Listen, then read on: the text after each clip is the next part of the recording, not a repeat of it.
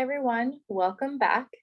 The learning goal for this video is given the atomic number and the mass number of an atom, you should be able to state the number of protons, neutrons, and electrons. All atoms of an element have the same number of protons and the same atomic number. The atomic number is a whole number specific for each element. So it's its unique identity there. It is the same number or same for all atoms of an element. So for example, this symbol here, Na, is sodium, and sodium has an atomic number 11. No other element on the periodic table has that atomic number. And if I have multiple sodium atoms, they all would have the same atomic number. Now, the atomic number is important because it gives you the number of protons in an atom. So immediately I know sodium has 11 protons. You can find the atomic number on the periodic table above the symbol of the element. So for example, if we find sodium, then that is atomic number 11. So immediately I know that sodium has 11 protons. If we find my favorite element, which is carbon, we know that carbon has 6 protons because it has the atomic number 6.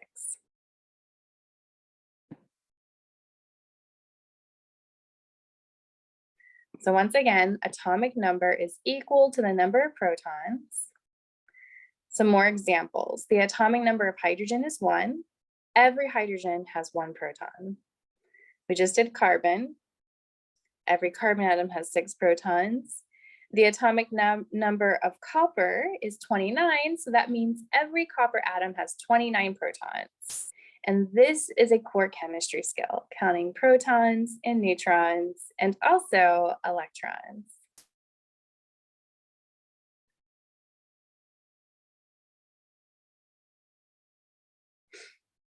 So for example, if I was looking at lithium, it has atomic number 3, which implies it has 3 protons. And once again, carbon, my favorite element, atomic number 6, meaning it has 6 protons. Now, if you're working with a neutral atom, the net charge is 0 for that atom. And therefore, you can assume that the number of protons for a neutral atom is equal to the number of electrons.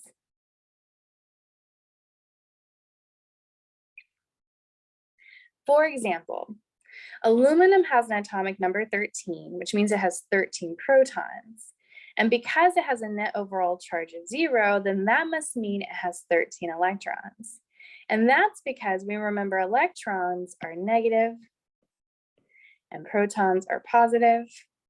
So 13 protons would give us a plus 13. 13 electrons gives us a negative 13 because they're negative. And 13 plus a negative 13 is equal to 0. So once again, for neutral atoms, the number of protons is equal to the number of electrons. Go ahead and pause the video, try the study check on your own, and then check your work with me. All right, let's use the periodic table to fill in the atomic number, the number of protons, and the number of electrons for each of the following elements. And we can safely assume they're neutral because there's no charge up top. So they are neutral. So nitrogen, atomic number 7, which means it has 7 protons, and because it's neutral, it must have 7 electrons. Let's look up Zn, which is zinc. It has atomic number 30, which means it has how many protons? Good. 30 protons, and also 30 electrons because it's neutral. And then finally, S is sulfur, has atomic number 16, which means it has 16 protons and 16 electrons. Good. All right. Now the mass number represents the number of particles in the nucleus. So the mass number represents the number of particles in the nucleus. And in the nucleus, we have which subatomic particles? That's right, protons and neutrons. So the mass number is always equal to the number of protons plus the number of neutrons. So this is how we're going to figure out the number of neutrons. It is always a whole number and it doesn't appear in the periodic table. So I just want to point out the number you see below, we will learn is the molar mass of that element in a later video. And so that is a weighted average of all the isotopes of that element. And once again, I'll teach you all that. But I just want to point out that the mass number has to be given to you for a specific isotope, for a specific element's isotope. So for example, hydrogen has the symbol H, atomic number 1, and this specific isotope of hydrogen has a mass number of 1. And I should just define isotope so you feel comfortable with that vocabulary word. Isotope is an element that has the same number of protons, but different number of neutrons.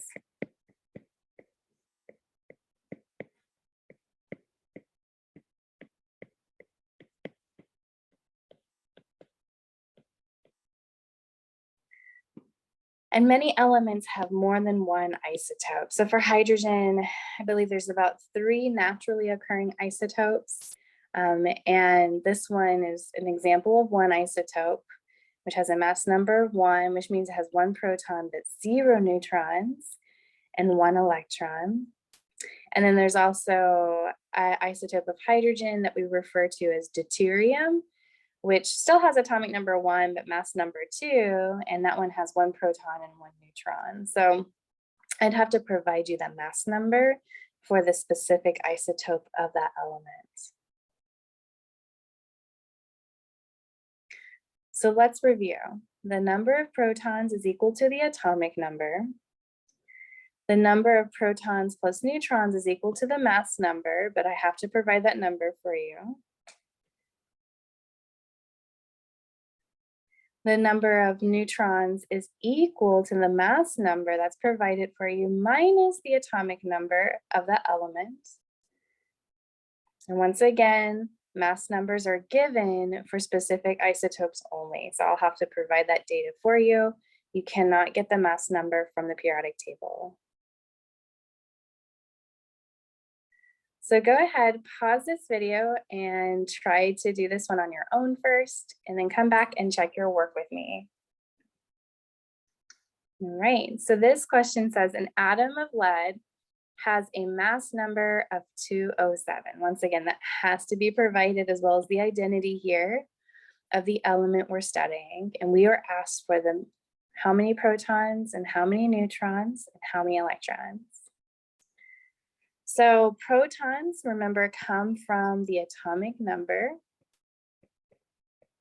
So I will need to find lead on the periodic table. And here is lead, Pb, has atomic number 82.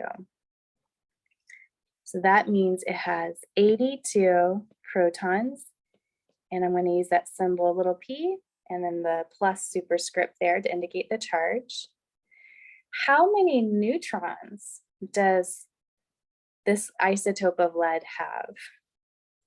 Well, remember, it's the mass number minus the number of protons, which should be 125 neutrons. So once again, just as a reminder that the number of neutrons is the mass number minus the atomic number. because protons and neutrons make up the mass of the atom. Electrons, remember, have negligible mass. It's practically zero for electrons. All right, and then finally, how many electrons are in the atom? Because this is a neutral atom, the same number of protons, the same number of electrons, because electrons have a negative charge, and everything has to add up to zero there. All right, thank you for watching, and as always, email me with any questions.